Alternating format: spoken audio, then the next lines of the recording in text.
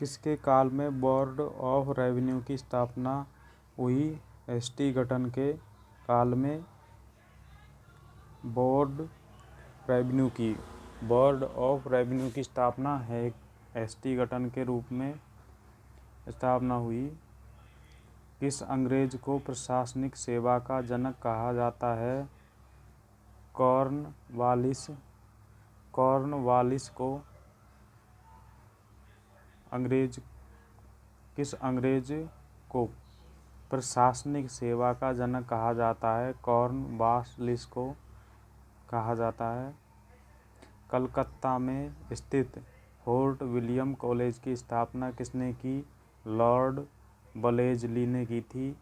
कलकत्ता में tally act या काश्तकारी अधिनियम कब लागू हुआ? 1822 में। टैसी एक्ट या काश्तकारी अधिनियम 1822 में लागू हुआ। बैरकपुर में सैन्य विद्रोह कब आरंभ हुआ? 1824 में। बैरकपुर में सैन्य विद्रोह 1824 में हुआ। किस गवर्नर जनरल का कार्यकाल शिक्षा सुधारों के लिए माना जाता है? विलियम बेट्रिक। किस गवर्नर जनरल का कार्यकाल शिक्षा सुधारों के लिए माना जाता है? विलियम बेट्रिक।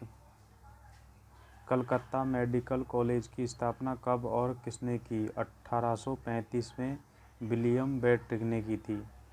कलकत्ता मेडिकल कॉलेज की स्थापना किसने की? 1835 में विलियम बेट्रिक ने की थी।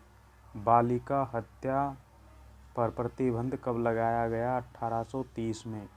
बालिका हत्या पर प्रतिबंध 1830 में लगाया। किसे भारतीय प्रेस का मुक्तिदाता कहा जाता है? लॉर्ड चार्ल्स मेटकॉफ को भारतीय प्रेस का मुक्तिदाता कहा गया है। इनाम कमीशन की स्थापना किसने की? लॉर्ड डलहौजी ने। इनाम कमीशन की स्थापना लॉर्ड डलहौजी ने की थी। किस कर व्यवस्था के अंतर्गत किसानों से उपज का 50% वसूला जाता था? रैयतवाड़ी व्यवस्था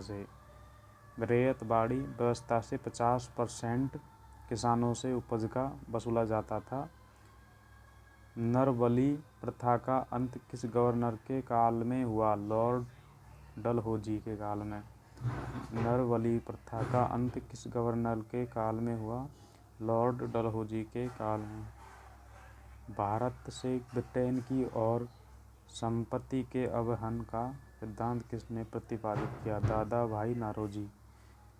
भाई